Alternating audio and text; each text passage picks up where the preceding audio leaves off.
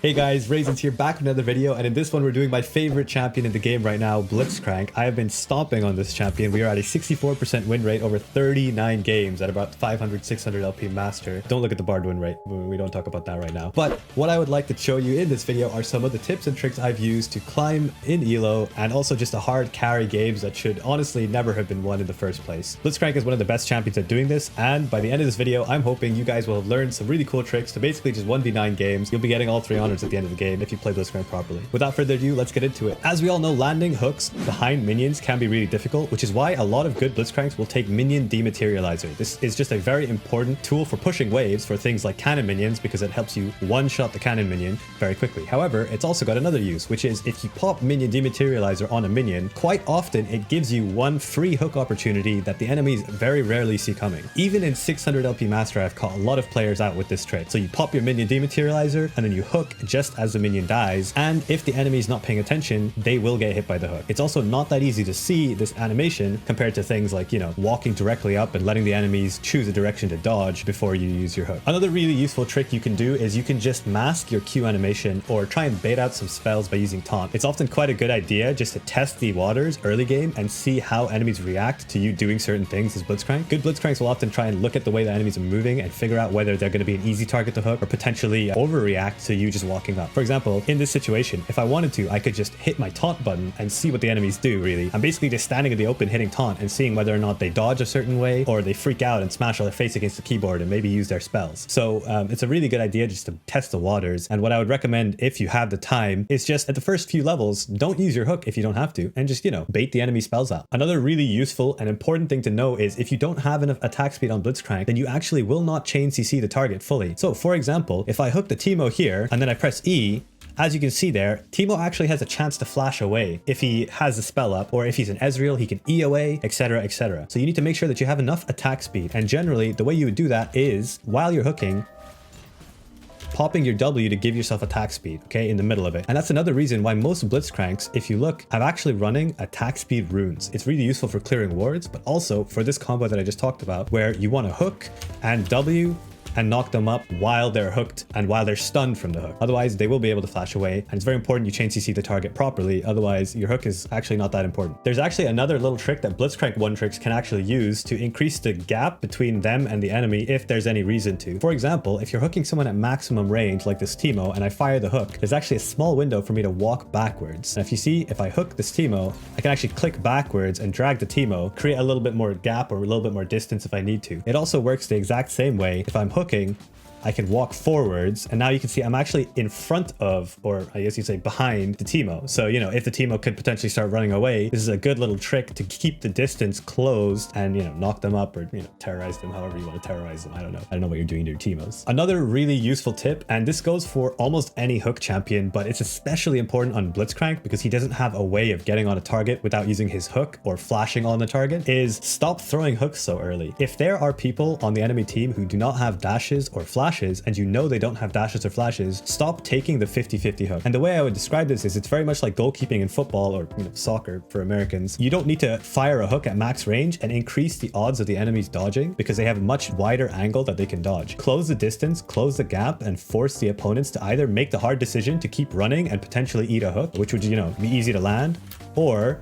you just walk up to them, and as they're dodging, you know, they will start dodging the wrong way. You can just like walk up to them, CC them, and it's much easier than taking the 50-50 hook. If you're enjoying these tips and tricks, it would really help the channel if you subscribe and hit the like button. And also, if you want to see any more champions or see one of your favorite champions be given some tips and tricks, then drop it in the comments below and I will get to it when I can. Something that you should never forget on BLITZCRANK is your E is an auto attack reset. So if you don't need the immediate knock up, like you know that the enemy has no flashes, they have no dashes, so as soon as you hook them, you're chilling, you're happy. What you need to do is squeeze as much damage out of it as possible. Now BLITZCRANK also has a lot of damage on his E, so just use it as an auto attack reset. It's that simple. E auto, simple.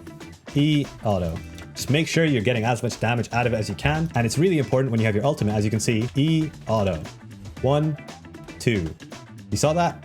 The lightning strike hits twice. It's a lot of damage you're missing out on if you forget this tip. And following on from that E auto tip, it is extremely high DPS to just keep hitting an enemy in the middle of a fight using BLITZCRANK's auto attacks.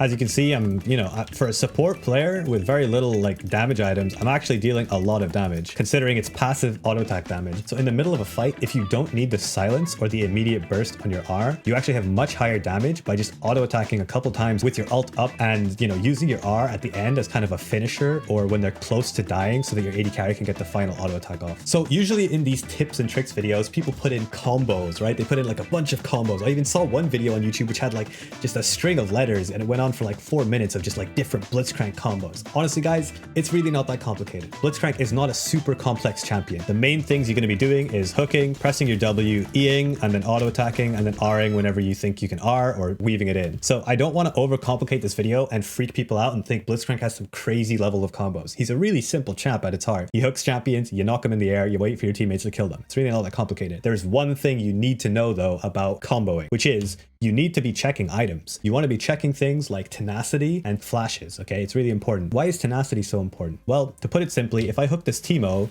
you can see that he's airborne and stunned. You can see that little bar. I'll do it one more time. I can hook Teemo, airborne and stunned.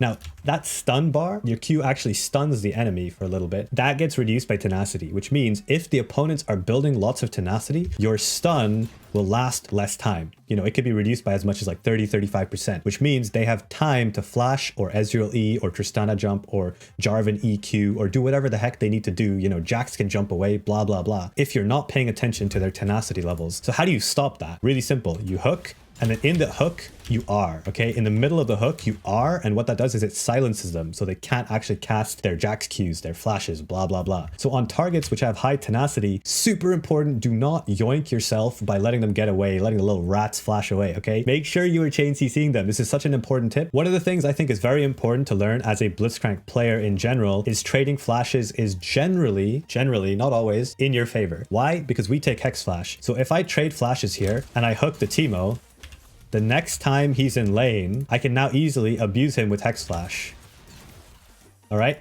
And it's a very powerful tool to use. A lot of the time in matchups where I know I can handle the level 1 poke, like the enemy team isn't just going to zone me away from the wave, I will flash aggressively, or I will, you know, make a play to try and get the support's flash and then start abusing the fact that I can just sit and brush with Hex Flash. And I just want to stress, by the way, this is actually not a BLITZCRANK specific tip. You could do this on my other champions that I've done tips and tricks videos for, like Leona, like Nautilus. You know, all of these champions benefit so massively from having flash advantage that there's absolutely no reason to sit on your flash if you can trade it for a Karma's flash, for example, because you now have Hex Flash, you can stand in a brush. It's really hard for Karma to walk up. So this is a more generic point in general, but I think it's very important on champions such as BLITZCRANK because your hook can go through walls. So BLITZCRANK is a champion that absolutely 100% rewards good vision control. If you are a good support and you're buying pink wards and you're using your sweepers or your trinkets to clear enemy vision properly, what you will get rewarded in is angles. And I mean angles like you can start hooking over weird ass walls. You can start sitting over this wall and then Hex Flashing over walls when you know that there's no vision on you. You can start hooking over walls like this. All this kind of stuff, it rewards great vision. So if you're a playmaker, get sweeper early game, get pink wards, and as you're moving towards lanes like mid lane or running around with your jungler or even just sitting in bot brushes like here, utilize your sweepers and your pinks as much as possible. Early game is your domain. You are one of the strongest champions in the game early game as a support if you can land hooks. And one of the most common matchups you'll find as a BLITZCRANK